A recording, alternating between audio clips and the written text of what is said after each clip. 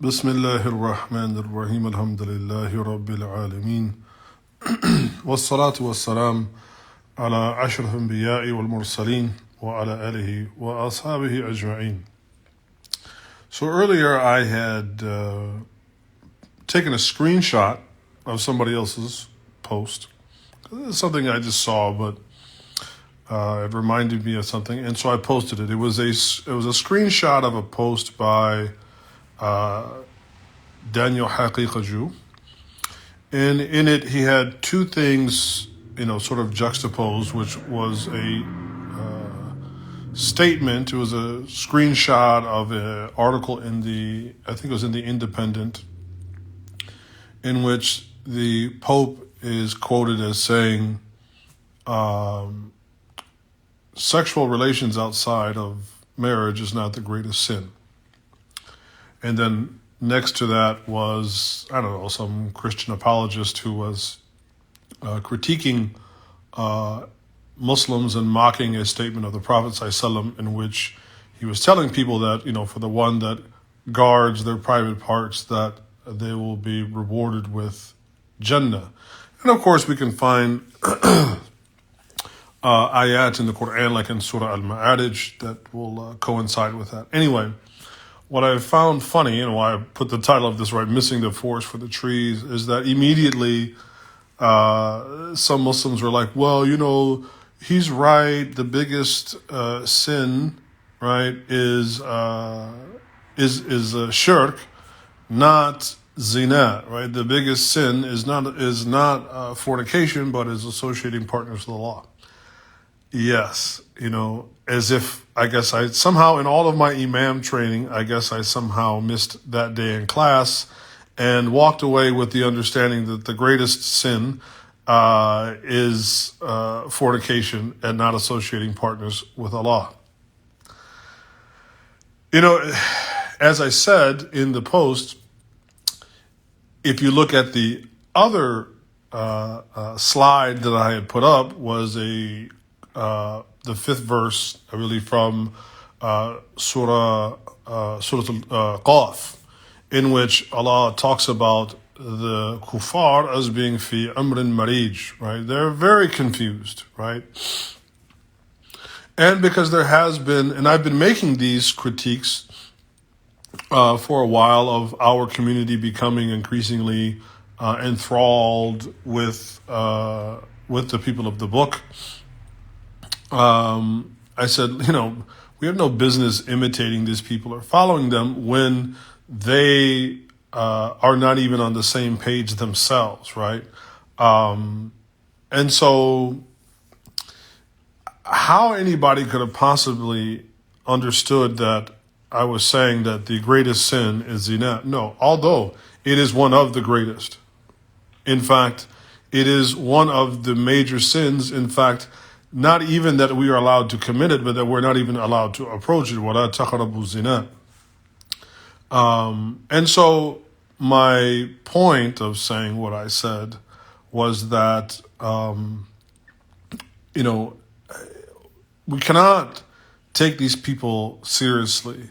Instead, we should be calling them, right, to Islam. And so some people were also like, oh, wow, you're putting up something that Daniel Haqiqaju said. And this is where it really, I find, not even just with Daniel, if I put up something or quote something by a Salafi, all of a sudden now, oh my God, you're now a Wahhabi, you're Salafi. Trust me, just ask the Salafis, I'm not a Salafi. That being said, it doesn't mean the Salafis are wrong about everything.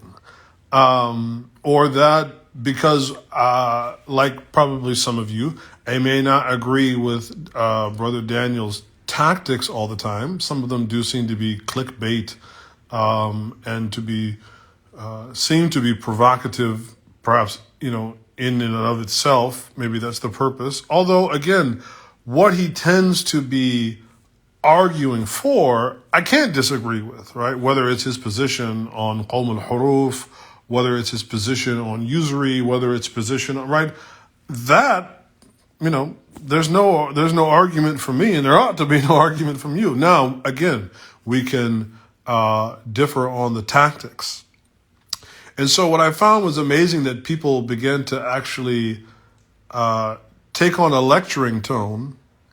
Brother, actually the greatest sin is shirk. I mean, seriously, what I find equally ironic about this is that when I take on the same lecturing tone with Muslims who celebrate Christmas, I mean, unbelievably, I could show you, I literally received a holiday card from another Muslim that actually comes to Middle Ground, sent me a damn Christmas card. I'm like, are you out of your freaking mind? Now, when I take on that tone to lecture people like, hey, you shouldn't be celebrating Christmas. Hey, you should wear hijab. Hey, you should grow a beard. Hey, you should go to the masjid. Hey. Then, well, brother, we have to make excuses. We have to do this or that. And yet, when, when it comes to the reverse, it's like, hey, Iman, did you know actually shirk is the biggest sin? No, I didn't know that. I guess in the 30 years that I've been studying Islam, I guess somehow I was always absent every day that we covered the topic of shirk. And that perhaps people should open up their eyes a little bit wider and look at the broader context of what is being said, so that you can actually learn something instead of always feeling that you have to say something or comment on something. Why don't you try digesting, right? Why don't you try actually digesting something that's being said and maybe scratch your chin or your head a little bit? Okay, the Imam just got through saying that, or he's criticizing the Pope for saying that fornication is not the biggest sin. What did he really mean by that? Did the Imam not know that shirk really is? لا بني لا تشرك بالله إن الشرك لظلم عظيم. I guess I didn't read that passage in Surah Al-Luqman. Take a moment and try to actually digest something instead of always feeling that you have to say something. This is a major fault that I find with folks today, which is, very illustrative of why probably folks ain't learning nothing because they're just too busy talking. And that, my critique of that stands. While, yes, shirk indeed is the greatest sin, right? Associating partners with Allah is indeed the greatest sin that there is. In a time where fornication has become rampant, forget about amongst the Christians. It is way on the uptick now amongst us as Muslims.